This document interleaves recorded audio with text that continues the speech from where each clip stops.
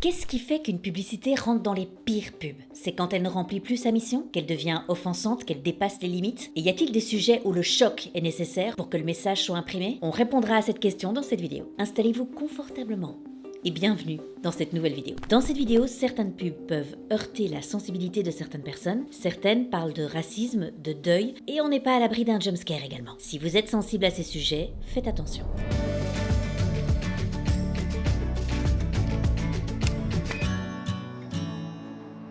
N'hésitez pas à vous abonner, c'est hyper important pour la chaîne. Notre voyage commence en Allemagne. Nous sommes en 2004 et nous sommes plutôt relax sur une petite route de campagne.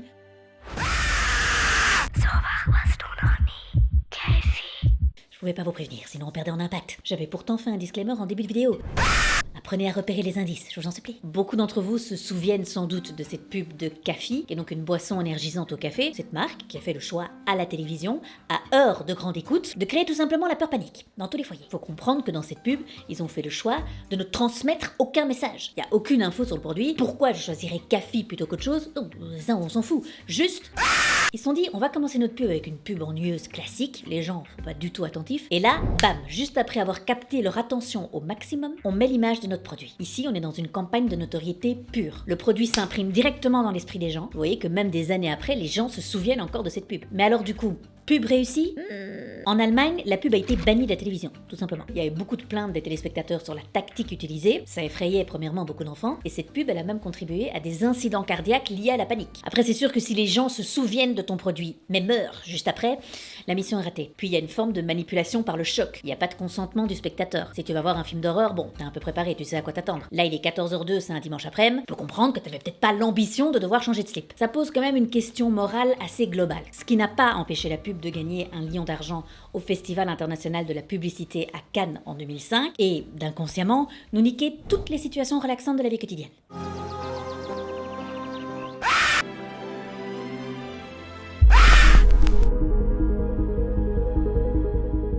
On va maintenant parler de la marque Axe. Vous le savez, leurs pubs reposent toutes sur la sexualité et la séduction. Cible de la marque, hommes de 14 à 25 ans, donc égale sexe et humour. Y a que ça qui marche sur eux. Sympa pour eux. Et alors, Axe n'est pas à son coup d'essai. Ils ont un petit peu l'habitude que leurs pubs soient bannies dans certains pays.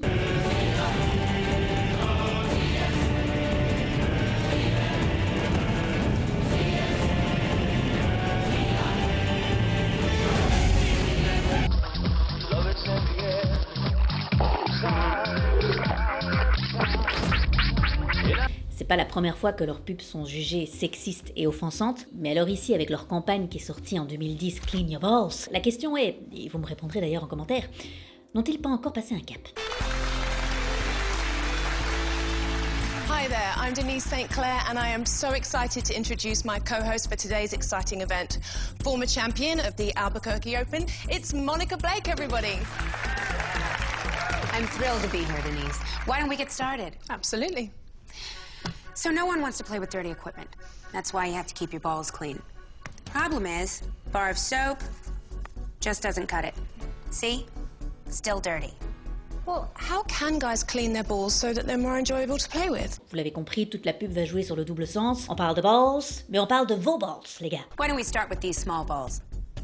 En vous infantilisant comme jamais, en passant. Bah, les mecs sont adultes et ne savent pas se laver, apparemment. Cul, humour et sale. La vision de l'homme par Axe, apparemment. Ladies and gentlemen, and mostly gentlemen, laissez-moi vous présenter l'Axe Detailer. There's finally a tool that can really get the job done.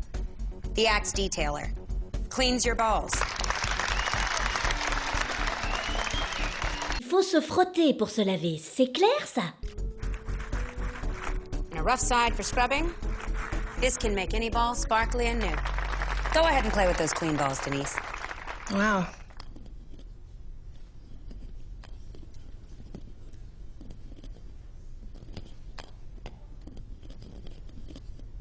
Oui bon, on a compris l'analogie, pas besoin de faire durer la scène pendant 8 minutes. Cul, humour, sale et con!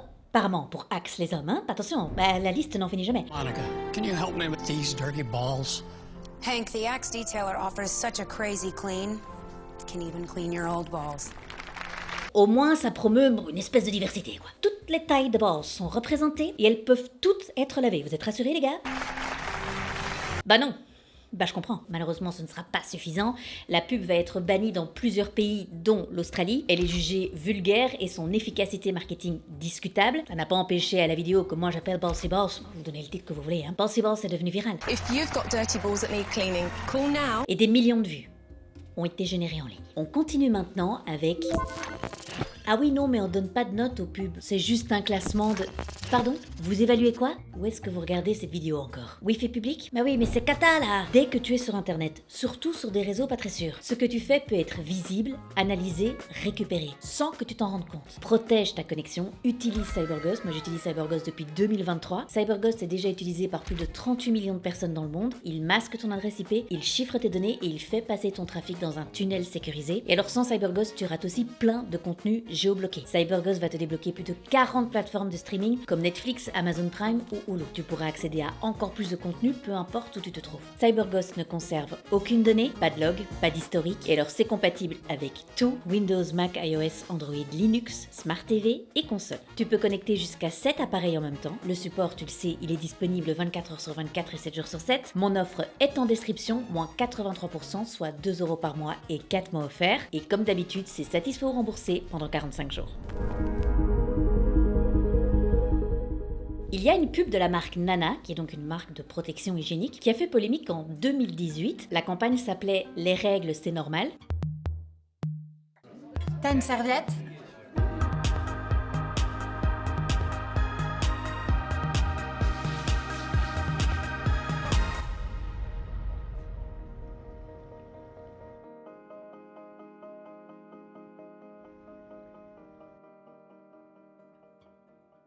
Et alors elle, je l'ai prise dans cette liste parce que parfois polémique est égale folie. La pub a été jugée offensante parce qu'au lieu du liquide traditionnel bleu qui illustrait le sang dans les pubs pour les serviettes hygiéniques jusqu'ici, bah là on a vu une vraie petite tache de sang. Inadmissible, dit un commentaire sous la vidéo. Les gens critiquaient, je cite, un réalisme cru. Un réalisme cru.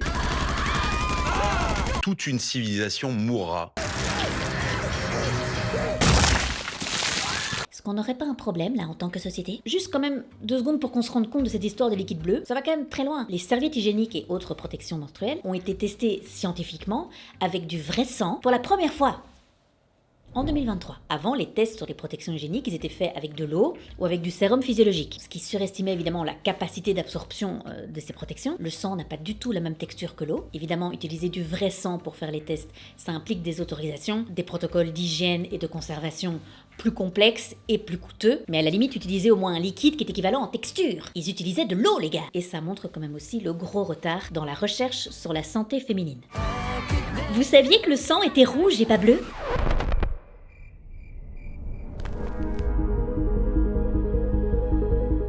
Quand j'ai récolté les infos pour cette vidéo, je me suis concentrée sur les spots publicitaires. Parfois, vous verrez des affiches publicitaires aussi. Mais alors, ici, on va parler d'un canal de communication, d'une manière de faire des pubs, qui mérite pour moi sa place dans les pires pubs. Il y a quelques jours, un créateur de contenu, Will Barron, a eu une idée. Ce mec, toute sa vie, on s'est toujours foutu de la gueule de son front. Il a un très grand front. Et du coup, c'est pas la première personne qui le fait, mais il a décidé d'utiliser son front comme espace publicitaire. I'm selling ad space on my forehead. I've gotten a lot of comments calling me chopped and a lot of attention on my forehead.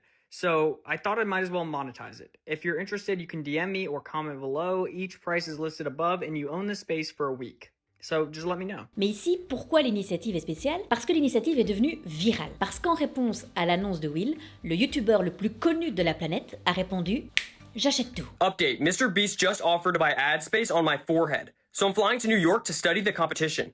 Shit, to compete with these ads, we gotta make the lot look professional. This is fire. Mr. Beast, your billboard is ready. Holy forehead!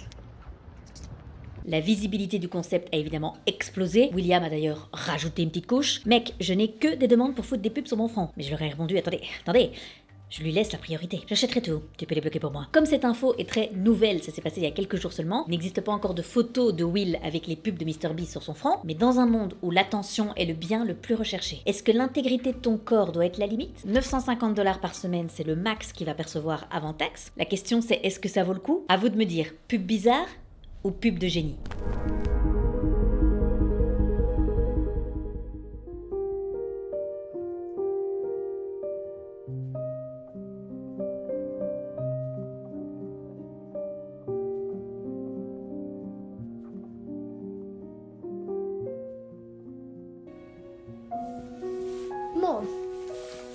Yes, love.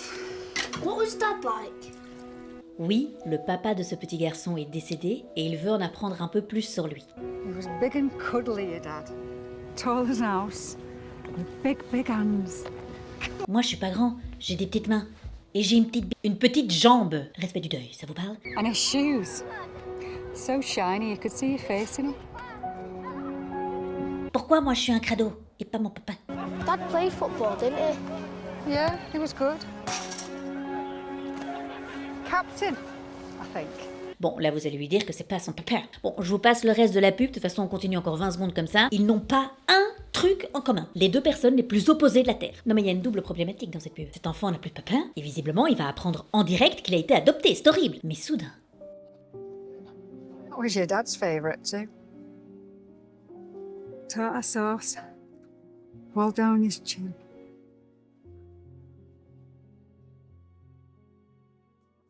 Voilà la seule connexion que tu as avec ton papa. Qui était lui parfait, hein. Capitaine de l'équipe de foot, très bon avec les filles, intelligent, enfin tout quoi. Le seul truc qui vous lie, c'est un simple sandwich. Un fiche.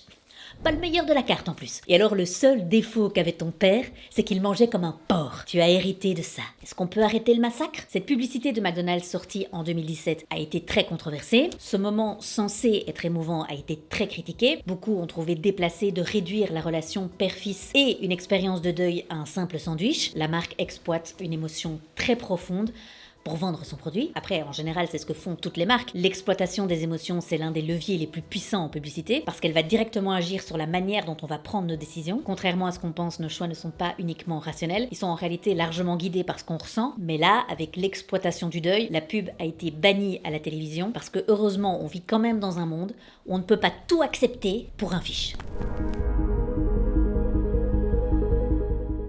Les prochaines pubs ne sont pas des spots publicitaires, mais plutôt des affiches publicitaires. Et parfois, une affiche peut être bien plus choquante. Elle donne de la bière à qui, là? La figure de la mère allaitante, protectrice et prévoyante, donnant de la bière à sa fille.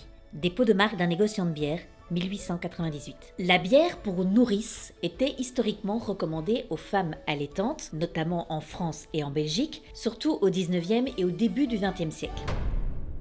Ah là là, ah bah oui, le bébé qui boit de la bière, il sourit. Tu souris quand t'es bourré, c'est bien connu. Pendant longtemps, on a cru que la bière était bénéfique pendant l'allaitement. Malheureusement, cette idée reposait sur des malentendus. La bière, notamment la bière de nourrice, cette bière, elle était riche en malt. Et on pensait qu'elle pouvait venir renforcer l'énergie de la mère et stimuler la production de lait. Cette bière contenait du houblon également. On pensait que le houblon avait des propriétés qui stimulaient la lactation. En réalité, rien de tout ça n'avait des effets. Citation des archives médicales belges de 1873. Parmi les nourrissons confiés aux femmes de la campagne, ceux qui sont allaités dans les départements où la bière est d'usage populaire offrent la mortalité la moins élevée. À cette époque, la bière était dite hygiénique. Elle pouvait être considérée comme une alternative saine à d'autres boissons, tout simplement parce qu'à cette époque-là, l'eau potable était de qualité inconstante. Cette bière était souvent perçue comme plus sûre, puisque elle était pasteurisée. Au 19e siècle, l'eau potable était souvent contaminée, et donc la bière fermentée était parfois plus sûre à consommer. Les femmes qui en buvaient tombaient donc moins malades, ce qui a donné l'illusion que la bière améliorerait la santé des nourrissons. On a commencé aussi à encourager ce type de bière moins alcoolisée, aussi pour lutter contre la consommation de vin des nourrices. Il y avait peut-être quand même un minimum de considération. Le vin à 14%, là, c'est déconné. Mais buvez une bière à 3%, pas de problème. Apparemment des sacrées doses également. Évidemment, les brasseurs ont commencé à flairer le truc. Ils ont commencé à faire du lobbying. En 1910, dans le cadre d'une publicité, la marque Vitalina, la brasserie parisienne Karcher, va aller missionner une entreprise pour démarcher les sages-femmes de Paris pour leur remettre un carnet spécialement consacré aux bienfaits de cette bière.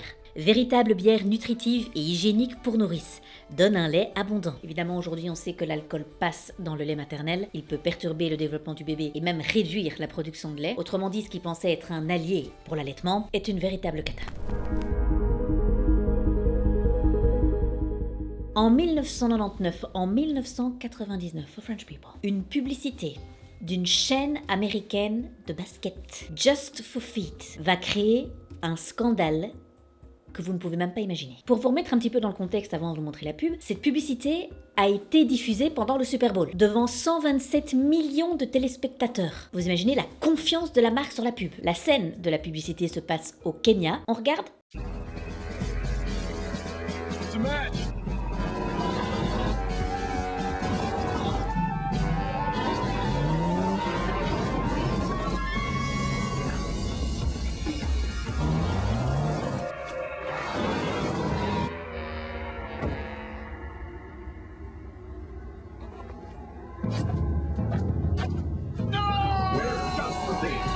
serve and protect feet. Bah oui, faisons matcher les empreintes, comme avec les animaux. C'est une traque. Non, en fait, c'est bien pire que ça. C'est un safari humain. 4 blancs dans un Hummer qui se mettent à traquer ce pauvre coureur kényan qui n'a rien demandé à personne. Donc là, ils ont retrouvé la piste du coureur kényan. Un petit verre d'eau peut-être ? 2 secondes après, le gars s'écroule, ils ont drogué le gars. À ce stade-là, tirons-lui dans le cul avec une sarbacane, hein, comme si on reste un peu dans le thème, bande de tarés. Et quand il se réveille, il a des baskets aux pieds. Il a l'air de paniquer, il essaie de les enlever et ensuite il se casse. Raciste et colonial, l'idée qu'un Africain serait primitif, incapable de comprendre la modernité et qu'on doit lui imposer les produits occidentaux. La réaction est immédiate, la pub est massivement critiquée et évidemment bannie des antennes. Nike, qui est partenaire de la marque et qui aurait dû peut-être brièvement changer son slogan en Just Don't, condamne publiquement la campagne et prend ses distances avec la marque. L'image de Just for Feet s'effondre. Ce bad buzz, il tombe dans un mauvais moment pour l'entreprise. Elle est déjà en difficulté, elle a des dettes. Quelques mois plus tard, toujours en 1999, l'entreprise déposera le bilan. Cette publicité a clairement accéléré leur chute. Une campagne qui était censée faire du bruit, mais qui était tellement abjecte qu'elle a surtout, à juste titre, signé la fin de l'entreprise.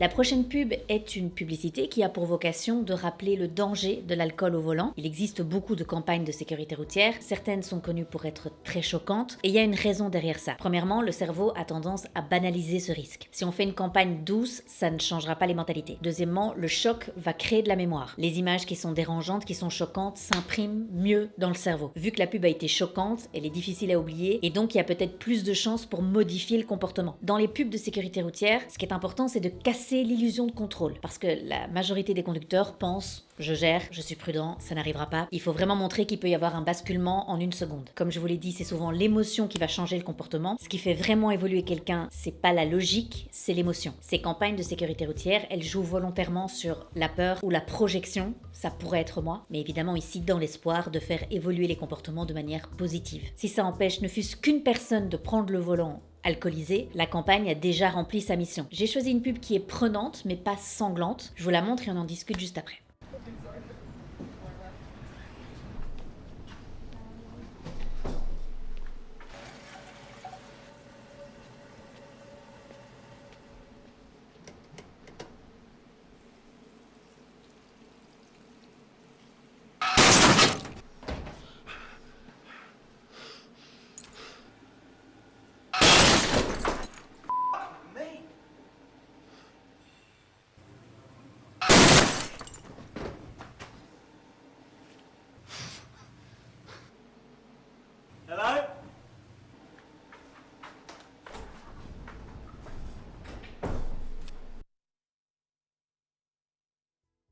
Évidemment, ce qui marque ici, en plus de la violence du choc, c'est que les mecs n'étaient pas du tout au courant. Come on, mate! Plutôt australien comme accent. I was drinking a cup of tea. I don't deserve that shit. Vous, par contre, vous avez de la bière partout. J'espère que ça vous servira de leçon. It's not beer, it's pipi. It was a very scary moment. Je vais vous raconter l'histoire d'une publicité qui est souvent qualifiée comme la plus raciste jamais réalisée.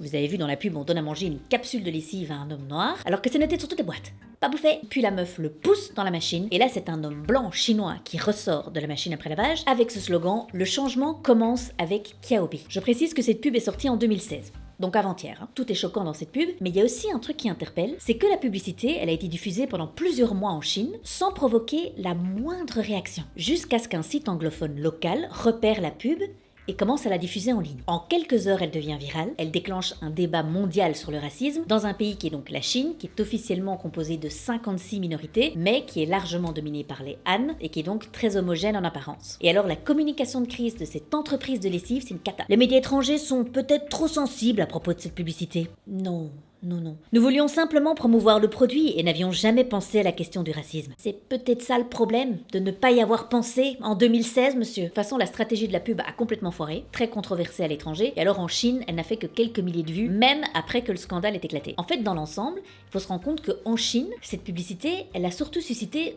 de l'indifférence, parce qu'il y a en réalité très peu de débats publics sur le racisme en Chine. Une autre personne travaillant dans cette entreprise de lessive a déclaré « Si nous montrons simplement du linge comme toutes les autres publicités, la nôtre ne se démarquera pas. » Ouais, faut vraiment arrêter de parler en fait. Ne faites juste plus de déclarations.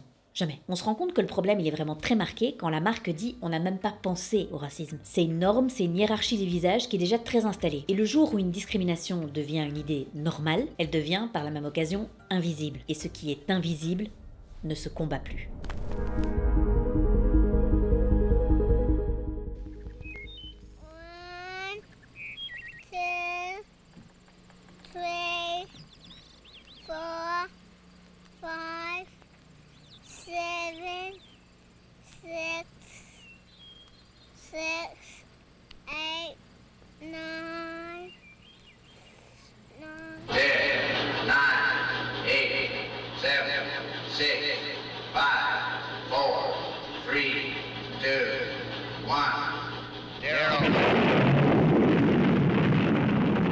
These are the stakes.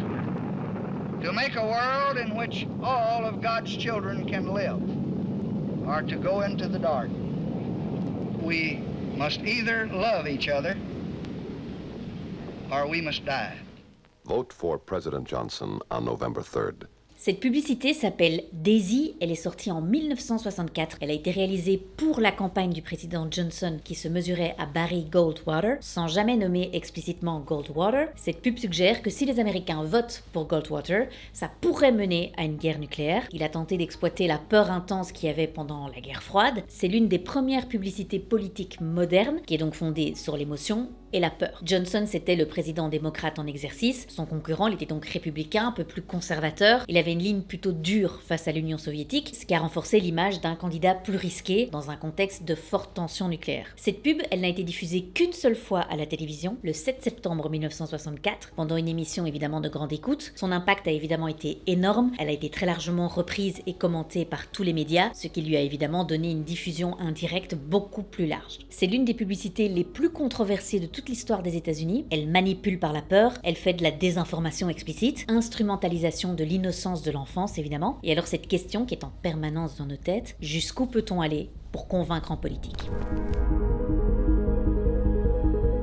En 1992, Pepsi lance aux Philippines une promotion appelée Number Fever, où chaque bouteille contient un numéro et chaque soir il y a un tirage télévisé qui annonce le numéro gagnant. Autant vous dire que des millions de Philippins sont rivés devant leur télévision, jusqu'à un jackpot d'environ 1 million de pesos, l'équivalent de 40 000 $ américains à l'époque. Ça représente une énorme somme d'argent. Dans les années 90, plus de 35% de la population philippine vivait sous le seuil de pauvreté. Mais alors, en ce mois de mai 1992, une erreur informatique provoque la diffusion du nombre gagnant 349. Il était censé y avoir 2 gagnants, mais ce numéro, il est présent sur des centaines de milliers de bouteilles, faisant croire à environ 800 000 personnes qu'ils ont remporté le jackpot. Pepsi se retrouve donc dans l'incapacité d'honorer tous les gagnants et ils attribuent la faute à une erreur informatique. Pour apaiser la situation, l'entreprise propose une compensation d'environ 500 pesos par personne, mais la majorité des gagnants refusent, ce qui déclenche une vague de manifestations violentes avec des attaques de camions de livraison Pepsi, des émeutes et même des cocktails Molotov qui sont balancés sur des installations Pepsi. Cet épisode a causé la mort de 5 personnes et il y a eu de nombreux blessés. Les gagnants s'organisent autour d'une coalition appelée 349. Elle regroupe des milliers de gagnants sous la direction d'un prêtre. Ils tentent une action en justice et ils réclament 400 millions de $. Dans un même temps, il y a des accusations qui émergent disant que Pepsi lui-même a tenté de discréditer le mouvement en le présentant comme violent. Il y a certaines personnes qui affirment avoir été payées par Pepsi pour attiser les émeutes, pour attiser les troubles. Ces accusations ont été niées par Pepsi. En 1993, il y a plusieurs cadres de l'entreprise Pepsi qui sont arrêtés, mais la majorité des plaintes civiles et pénales sont rejetées par la justice philippine. En 2006, la justice met définitivement fin à l'affaire, disant que Pepsi n'avait pas été juridiquement négligente et l'entreprise n'est condamnée qu'à verser une très faible amende de 150 000 pesos, ce qui est l'équivalent de quelques milliers de dollars à l'époque. Cette affaire est aujourd'hui considérée comme l'un des plus gros fiascos de l'histoire du marketing.